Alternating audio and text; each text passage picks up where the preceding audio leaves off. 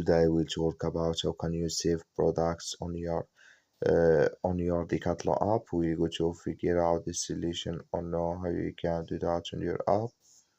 So you just follow this ways, then it's going to work with you.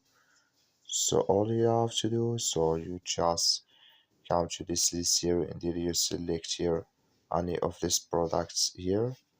So for example, I'm going to click here to click on this card here. It's going to show for us like this.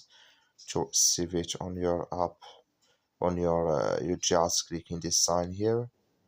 So when you just click on it, like you see this color show for us here, that's mean it's saved with us now here.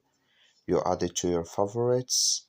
So like you see, it's add to your favorites now.